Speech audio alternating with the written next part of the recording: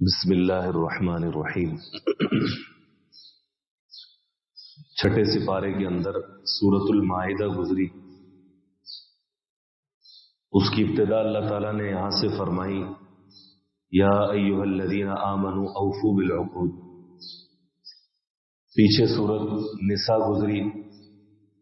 ایسا نہیں ہے کہ اس کے تمام مضامین کو بیان کر دیا گیا، صرف مختلف چند باتیں جس سے متعلق ہم غلطیاں کرتے ہیں اس پر تھوڑی سی بات کی، اللہ تعالیٰ اس پر عمل کی توفیق دے۔ سورۃ المائدہ کو اللہ تعالیٰ نے جو شروع فرمایا، مائدہ کہتے ہیں دسترخوان کو، اس میں ایک ذکر ہے حضرت عیسیٰ علیہ السلام سے ان کی قوم نے مطالبہ کیا کہ ہمیں تو آسمانی دسترخوان چاہیے، ہمیں تو کھانا کھانا ہے، اور گویا کہ فرمائشی پروگرام انہوں نے کیا۔ حضرت عیسیٰ علیہ السلام نے اس پر انہیں کہا کہ بھئی یہ کام کوئی مشکل نہیں ہے، لیکن یہ بات یاد رکھو کہ اگر اللہ تعالیٰ کسی کی فرمائشی پروگرام کو اللہ تعالیٰ پورا کرتے ہیں اور اس کے باوجود وہ ایمان نہیں لاتے تو وہ تباہ و برباد ہوتے ہیں وغیرہ وغیرہ۔ یہ بات کہی، اس لیے اس سورت کا نام سورۃ المائدہ پڑا۔ مائدہ دسترخوان کو کہتے ہیں۔ اس کی جو سب سے پہلی آیت ہے وہ بھی ہمارے لیے بہت معنی رکھتی ہے معاشرت کے اعتبار سے۔ یا ایھا الذین آمنوا اوفوا بالعقود، اے ایمان والوں اپنے معاہدے کی پاسداری کیا کرو، اپنے ایگریمنٹ کو پورا کیا کرو۔ اب وہ ایگریمنٹ صرف پراپرٹی کی ڈیلنگ پر نہیں ہوتا، وہ ایگریمنٹ آپس کے بہت سارے ہوتے ہیں۔ شادی بیاہ کے لیے رشتے طے ہوتے ہیں تو ایک ایگریمنٹ گویا کہ زبانی ہوتا ہے، لکھت پڑھت نہیں ہوتی، تو وہ بھی ایک ایگریمنٹ ہے وغیرہ وغیرہ۔ جو بھی اس طرح کے معاملات جس کے اندر دو لوگ بیٹھ کر کوئی بات کریں اور اس پر ایگری ہو جائیں، وہ ایگریمنٹ ہوتا ہے کہ جس کی پاسداری رکھنی چاہیے، جس کا خیال کرنا چاہیے۔ آج کل تو اس سے متعلق بڑے دھوکے بھی ہوتے ہیں اور بہت سارے، یہاں تک کہ بڑے بڑے ادارے اس میں شامل ہو جاتے ہیں۔ تو یا ایھا الذین آمنوا اوفوا بالعقود، کہ اے ایمان والوں اپنے معاہدوں کی پاسداری کرو، وہ چاہے رشتوں میں ہو، تجارت میں ہو، آپس کے معاملات میں ہو، کوئی بھی تمہارا معاملہ ہو اور اس میں تمہارا زبانی کلامی ایگریمنٹ ہو جائے یا لکھت پڑھت میں ہو جائے تو اللہ کے واسطے تم ان کی پاسداری کیا کرو، ان کا خیال رکھا کرو۔ یہ ایک پیغام اللہ تعالیٰ نے ہمیں اس سورت کے شروع میں دیا۔ اس کے بعد بہت سارے مضامین اور بھی ہیں، لیکن ایک واقعہ جو تاریخی واقعہ ہے، حقیقت پر مبنی ہے، اور اس کو بعض دفعہ ہم لوگ قصے کہانی کے طور پر سن لیتے ہیں، تو میں یہاں پر بیان کروں کہ وہ قصہ کہانی نہیں بلکہ حقیقت تھی، اور وہ تھی نوع انسانی کا سب سے پہلا قتل۔ حضرت آدم علیہ السلام کو اللہ تعالیٰ نے اولاد دی، اور اس اولاد کا سلسلہ ایسے چلا کہ نوع انسانی کو چلانا تھا، تو اللہ تعالیٰ نے حضرت آدم علیہ السلام کو حضرت حوا سے پہلی باری میں جڑواں بچے پیدا کیے اللہ پاک نے۔ وہ کس طرح کہ ایک بیٹا اس کے ساتھ ایک بیٹی۔ پھر دوسری باری میں اللہ تعالیٰ نے جو ولادت عطا فرمائی اس میں بھی ایک بیٹے کے ساتھ ایک بیٹی۔ تو اس زمانے کی شریعت کے اندر، اس زمانے میں اللہ تعالیٰ نے یہ حکم دیا کہ بھائی اس میں شادی کا طریقہ یہ ہوگا کہ جو پہلی گود میں جو بچی پیدا ہوئی ہے اس کی شادی ہوگی اس لڑکے سے جو دوسری گود میں پیدا ہوا ہے۔ تو اس طرح سے ان کے رشتے بندھے۔ تو ایک بیٹا جس کا نام حابیل تھا اور دوسرا بیٹا جس کا نام قابیل تھا، ان دونوں کا آپس میں، ان دونوں الگ الگ بہنوں کے ساتھ رشتہ ہوا۔ اس زمانے کی شریعت، اس میں اللہ کی طرف سے حکم تھا۔ تو جو حابیل کے ساتھ لڑکی پیدا ہوئی تھی وہ کوئی اتنی زیادہ خوبصورت نہیں تھی۔ قابیل کے ساتھ گویا کہ جو اس کی بہن پیدا ہوئی وہ خوبصورت تھی۔ تو قابیل نے کہا کہ میں تو شادی کروں گا تو اس کے ساتھ جو میرے ساتھ پیدا ہوئی ہے۔ تو اللہ تعالیٰ نے تو جو حکم دیا تھا یہ اس کے خلاف بات تھی۔ حضرت آدم علیہ السلام نے بھی ان کو ڈرایا کہ بھئی یہ حرکت مت کرو، اور اگر تم کچھ چاہتے ہی ہو تو چلو ایک کام کرو کہ تم کچھ اللہ کے ہاں اپنی قربانی پیش کرو. تو قابیل نے تو کوئی جانور قربان کیا اور حابیل نے اس کا کام غلے کا تھا, کھیتی باڑی کا تھا, اس نے قربانی کے طور پر اللہ کے سامنے کچھ غلہ پیش کیا.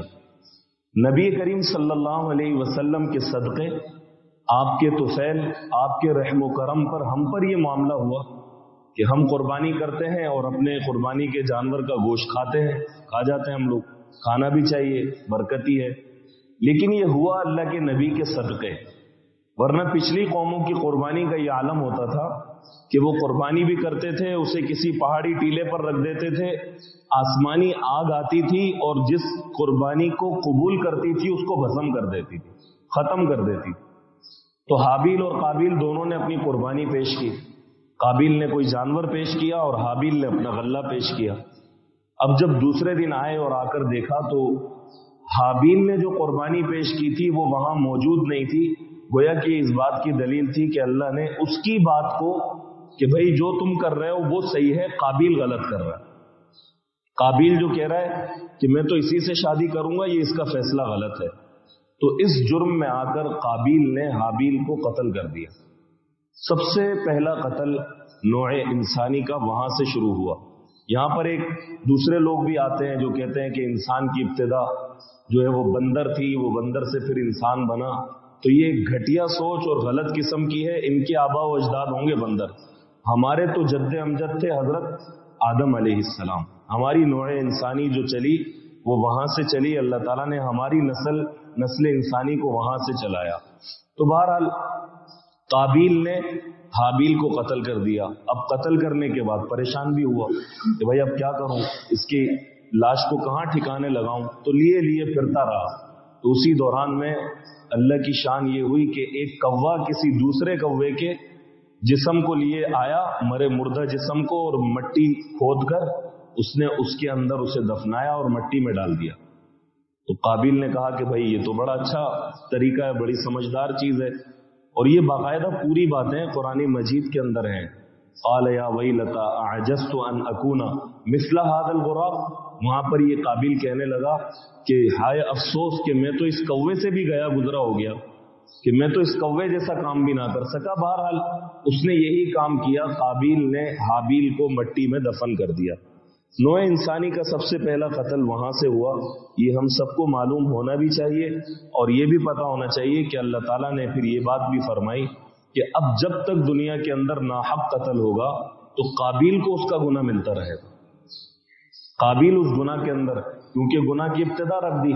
تو ہم بھی واٹس ایپ والے, موبائل والے, فیس بک والے ہیں.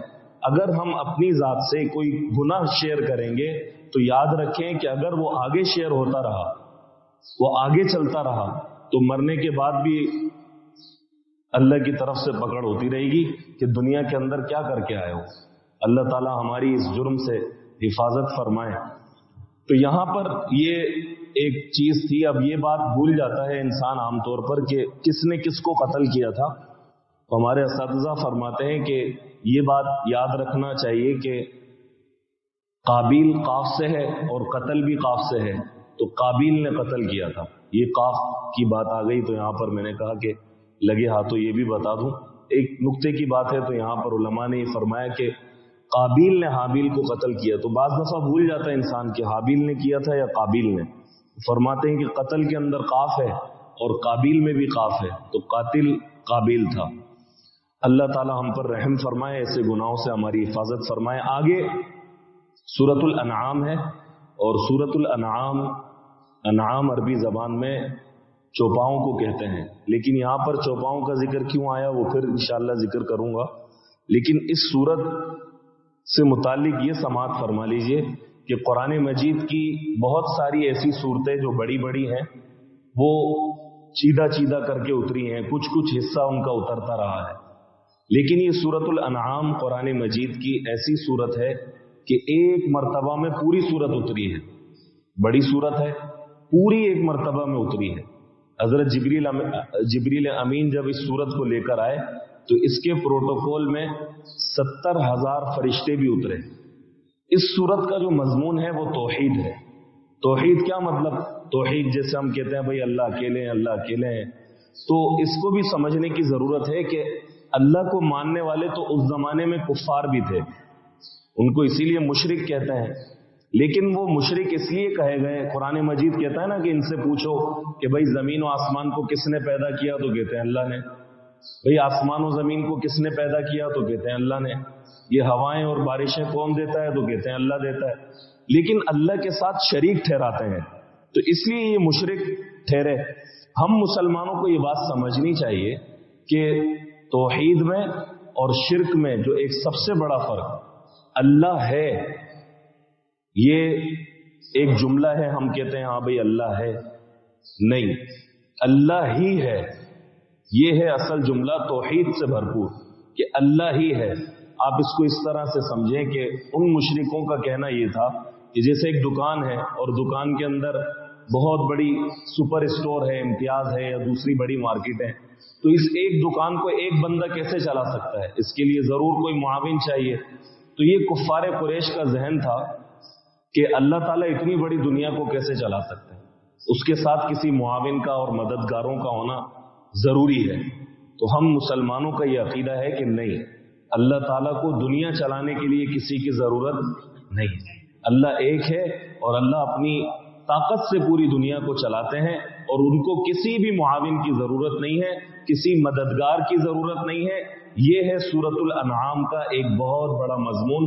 اللہ تعالیٰ ہمیں سمجھ کی توفیق عطا فرمائے۔ وآخر دعوانا اللہم انت السلام ومنک السلام تبارک ربنا یا ذا الجلال والاکرام۔ رضینا باللہ ربا وبالاسلام دینا وبمحمد صلی اللہ علیہ وسلم رسولا نبیا۔ اللهم أعنا على ذكرك وشكرك وحسن عبادتك، اللهم اهدنا الصراط المستقيم صراط الذين أنعمت عليهم غير المغضوب عليهم ولا الضالين، آمين برحمتك يا أرحم